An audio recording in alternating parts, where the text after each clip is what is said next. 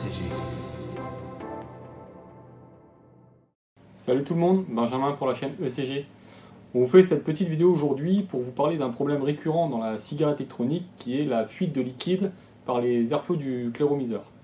Donc dans cette petite vidéo, je vais vous montrer comment solutionner ce problème et surtout comment entretenir quotidiennement votre clairomiseur. Alors pour solutionner ce problème, pour vous expliquer, j'ai pris un clairomiseur de Frogman de chez Vapsio. En sachant que ce problème est récurrent dans la cigarette électronique et qu'on retrouve le même problème dans tous les clairomiseurs du marché qui ont l'airflow comme celui-là sur le bas du clairomiseur. Donc en fait, quel est le problème? C'est que le liquide s'écoule justement par ces arrivées d'air qui sont ici. Donc pour solutionner ça, c'est très simple. Tous les 3-4 jours, en fait, il faut venir entretenir sur le clairomiseur. Donc du coup, on démonte le clairomiseur, donc on enlève le top cap, on démonte le Pyrex pour arriver à la résistance, voilà.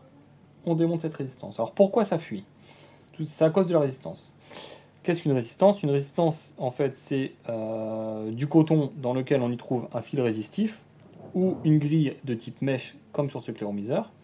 Et en fait, le coton imbibe du liquide.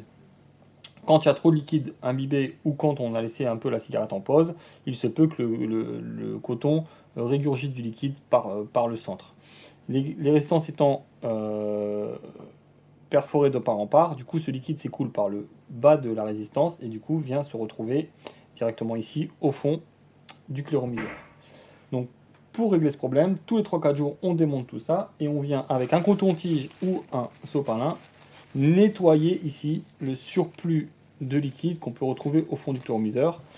Comme ça évite qu'il vienne s'écouler ici par l'airflow. Une fois qu'on a fait cette manipulation, on a juste à remonter sa résistance. On vient remonter le Pyrex en faisant bien attention que le joint est bien installé et n'est pas pincé. On remonte le Pyrex et on vient remonter le top cap. Voilà, si vous faites ça régulièrement, vous ne devriez plus avoir de problème de fuite de liquide. Voilà. J'espère avoir été assez clair dans mes explications. Si jamais vous rencontrez un problème quelconque sur du SAV, sur n'importe quelle cigarette, n'hésitez pas à nous mettre un petit message en commentaire en bas de cette vidéo et on essaiera de régler avec des petites vidéos comme celle-là pour vous venir en aide. Voilà, bonne journée à vous, ciao ciao.